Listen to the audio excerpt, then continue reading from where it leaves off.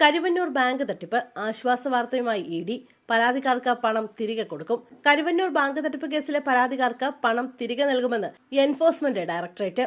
ED പിടിച്ചെടുത്ത പണം വിതരണം ചെയ്യാനുള്ള നടപടി തുടങ്ങിയതായി ED deputy director B Radhakrishnan വ്യക്തമാക്കി. പണം ആവശ്യപ്പെട്ട് PML കോടതിയെ 5 ഇടപാടുകാർ സമീപിച്ച കേസിൽ പണം തിരികെ നൽകുന്നതിൽ പരാതിയില്ലെന്ന് ഇഡി കോടതിയെ അറിയിച്ചിട്ടുണ്ട്. കരുവന്നൂർ സർവീസ് സഹകരണ ബാങ്ക് തട്ടിപ്പിലെ കോടിക്കണക്കിന് രൂപയുടെ തട്ടിപ്പും കള്ളപ്പണം വെളുപ്പിക്കലും ഉൾപ്പെടെ 8 കേസുകളിൽ പ്രതികളിൽ നിന്ന് കണ്ടുകെട്ടിയ സ്വത്തുക്കളും വസ്തുവകകളും ബാങ്കിന് തിരികെ നൽകാൻ ആരംഭിച്ചതായും ഇഡി ഉദ്യോഗസ്ഥർ പറഞ്ഞു. കേസിൽ 128 കോടി രൂപയുടെ സ്വത്തുക്കളും ഫണ്ടുകളും കണ്ടുകെട്ടിയതായി ഇഡിയുടെ കൊച്ചി സോണൽ ഓഫീസിലെ ഉദ്യോഗസ്ഥർ പറഞ്ഞു. കള്ളപ്പണ നിരോധന നിയമപ്രകാരം പണം ബാങ്കിലേക്ക് കൈമാറാൻ അനുമതി തേടി കോടതിയെ സമീപിക്കുമെന്നും ഇഡി ഉദ്യോഗസ്ഥർ പറഞ്ഞു. ഇഡി പിടിച്ചെടുത്ത 128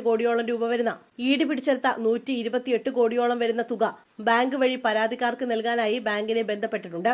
എന്നാൽ ബാങ്കിന്റെ ഭാഗത്തുനിന്നും ആവശ്യമായ സഹകരണം ലഭിക്കുന്നില്ലെന്ന് ഡെപ്യൂട്ടി ഡയറക്ടർ രാധാകൃഷ്ണൻ പറഞ്ഞു. ബാങ്കിന്റെ കൈവശമാണ് ഇടപാടുകാരെ കുറിച്ചുള്ള വിശദാംശങ്ങളുള്ളത്. ഈ കാര്യം കോടതിയെ അറിയിച്ചിട്ടുണ്ട്. പിടിച്ചെടുത്ത പണം ബാങ്കിന് തിരിച്ചു നൽകിയാൽ പരാതിക്കാർക്ക് ബാങ്കിനെ സമീപിച്ച് പണം സ്വീകരിക്കാൻ കഴിയും. കഴിഞ്ഞ 3 മാസമായി കരുവന്നൂർ ബാങ്കിനെ ബന്ധപ്പെടുന്നുണ്ടെങ്കിലും ഓരോ ന്യായങ്ങൾ പറഞ്ഞ് നീട്ടിക്കൊണ്ടു പോവുകയാണെന്നും ഡെപ്യൂട്ടി ഡയറക്ടർ ആരോപിച്ചു. കരുവന്നൂർ ബാങ്ക് കേസിൽ 2ാം ഘട്ട കുറ്റപത്രം ഉടൻ സമർപ്പിക്കും.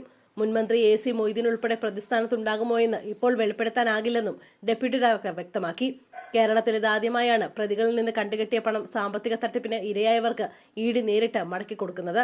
സാമ്പത്തിക ഇടപാടുമായി ബന്ധപ്പെട്ട കോടതികളിലെത്തുന്ന കേസുകളിൽ കാലതാമസം നേരിടുന്നത് പതിവായിരുന്നു.